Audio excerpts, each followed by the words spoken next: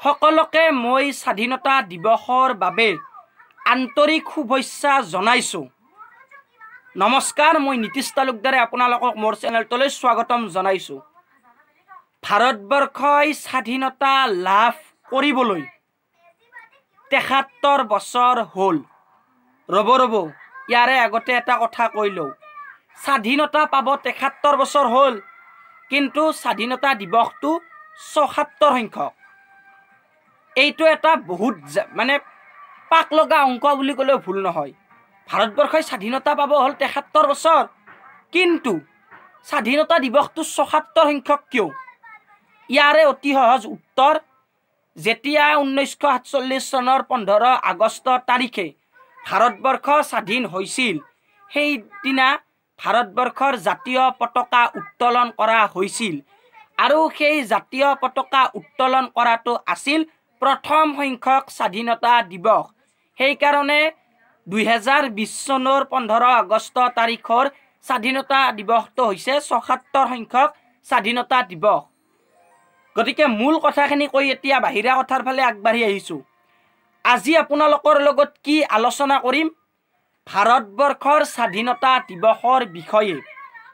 ভাৰতবৰ্ষ 15 আগষ্ট তাৰিখে স্বাধীনতা লাভ কৰিছিল। ভাৰতবৰ্ষৰ স্বাধীনতা দিৱসৰ বিষয়ে জানোৱে, তাতে মোৰ ক'ব লগা নাই, বা আপোনালোকৰ না জানোৱে, এইবিলাক জানিব লগা নাই।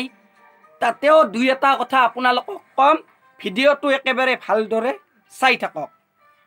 একদম প্ৰথম কথা, ভাৰতবৰ্ষ 1947 চনৰ 15 আগষ্ট তাৰিখে স্বাধীন হৈছিল, কিন্তু ভাৰতবৰ্ষ কি বাৰে স্বাধীন হৈছিল? কোনটো তাৰিখে পালোঁ, কোনটো বাৰত স্বাধীন হৈছিল? এইটো কিন্তু অলপমান ভাবিবলগীয়া কথা। গতিকে আজি হৈছে শনিবাৰ, ভাৰতবৰ্ষ 1947 চনৰ 15 আগষ্ট তাৰিখে শুক্ৰবাৰে স্বাধীন হৈছিল।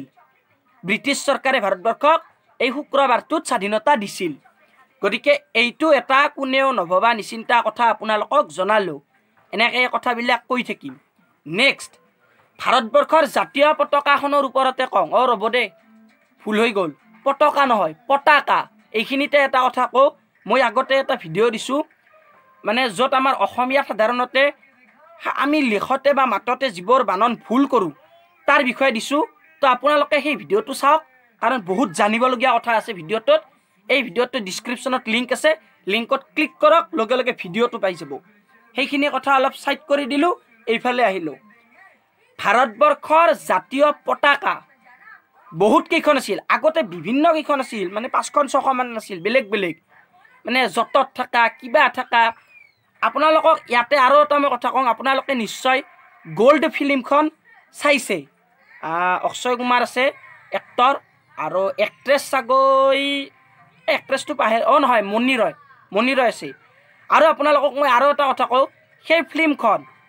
সেই ফিল্মখনৰ যিগৰাকী প্ৰযোজনা অসমৰ এগৰাকী ব্যক্তিয়ে কৰিছে, যাৰ নাম ৰীমা কাকতিয়ে সেই ফিল্মখন প্ৰযোজনা কৰিছে। সেই বিষয়টোত গ'লে অলপ বেছি দীঘল হ'ব।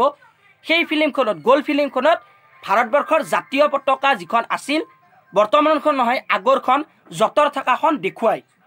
তো আমাৰ ভাৰতবৰ্ষত এই যে মাজত অশোক চক্ৰটো আছে, ওপৰে গেৰুৱা, তলত শ্যামল, মাজত শুকুলা, এইখন কেতিয়া একদম পাৰ্মানেণ্টলি হ'ল? 1947 চনৰ 22 জুলাই তাৰিখে সংবিধান সভাই এই জাতীয় পতাকাখনক একদম স্বীকৃতি প্ৰদান কৰি দিয়ে, এইখনে আজিৰ পৰা আমাৰ ভাৰতৰ স্বাধীন পতাকা। এই পদ্ধতিটোক অৱলম্বন কৰিয়ে 15 আগষ্ট তাৰিখে এইখন স্বাধীন পতাকা ভাৰতবৰ্ষৰ প্ৰথম প্ৰধানমন্ত্ৰী জৱাহৰলাল নেহৰুৱে লালকিল্লাত উত্তোলন কৰে। আৰু এটা কথা কওঁ, ভাৰতবৰ্ষৰ স্বাধীনতা দিৱসৰ দিনাখন ভাৰতবৰ্ষৰ প্ৰধানমন্ত্ৰীয়ে লালকিল্লাত পতাকা উত্তোলন কৰে। ইয়াৰ লগতে আৰু এটা কথা, স্বাধীনতা দিৱসৰ লগতে গণতন্ত্ৰ দিৱসৰ দিনাখন পতাকা উত্তোলন ভাৰতবৰ্ষৰ ৰাষ্ট্ৰপতিয়ে কৰে। এইখিনি কথা ক'লোঁ। ইয়াতে আৰু এটা মই গুৰুত্বপূৰ্ণ কথা আপোনালোকক কওঁ। আমাৰ যে ভাৰতবৰ্ষৰ এটা আছে জনগণ মন অধি ৰাষ্ট্ৰীয় সংগীত, এইটো ৰচনা কৰিছিল ৰবীন্দ্ৰনাথ ঠাকুৰ। এখেতৰ ইংৰাজীত ৰবীন্দ্ৰনাথ টেগৰ বুলিও কয়। তো তো ৰবীন্দ্ৰনাথ ঠাকুৰে 1911 চনৰ ডিচেম্বৰ মাহৰ মই তাৰিখটো সঠিককৈ পাহৰিলোঁ, এইটোৰ কাৰণে মই ক্ষমা খুজিছোঁ।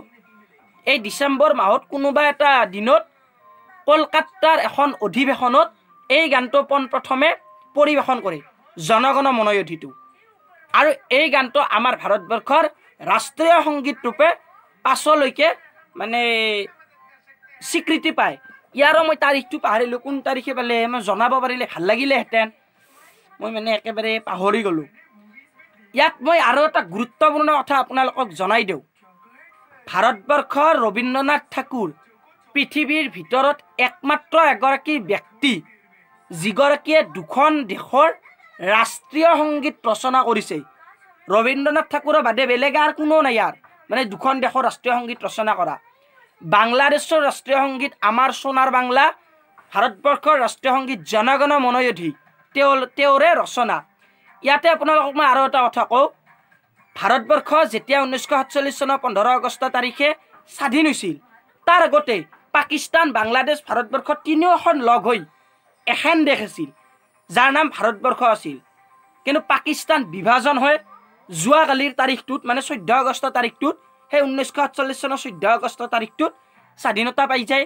এদিন পাছত মানে আজিৰ তাৰিখটোত আমি পাওঁ, আৰু 1971 চনত বাংলাদেশে পাই যায়, ছেপাৰেটলি পৃথক হৈ যায়। ইয়াত পৰা আৰু মই ইয়াৰ বেছি ক'ব লাগে বুলি নাভাবোঁ। ভাৰতবৰ্ষৰ স্বাধীনতা দিৱসৰ ওপৰত আপোনালোকক মই বিৰাট গুৰুত্বপূৰ্ণ কথা ক'লোঁ। লাষ্ট টাইমত আপোনালোকক মই আৰু এটা কথা কৈ যাওঁ, ভাৰতবৰ্ষৰ স্বাধীনতা দিৱসত পতাকা উত্তোলন কৰিব পৰা একমাত্ৰ মহিলা প্ৰধানমন্ত্ৰীগৰাকীৰ নাম হ'ল ইন্দিৰা গান্ধী, আৰু তেখেতেই একমাত্ৰ ভাৰতবৰ্ষৰ প্ৰধানমন্ত্ৰীৰ সিংহাসনত আৰোহণ কৰিব পৰা মহিলা প্ৰধানমন্ত্ৰী, লগতে লালকিল্লাত পতাকা উত্তোলন কৰা একমাত্ৰ আৰু প্ৰথম মহিলা প্ৰধানমন্ত্ৰী। ভিডিঅ'টো চাই নিশ্চয় আপোনালোকে ভাল পালে।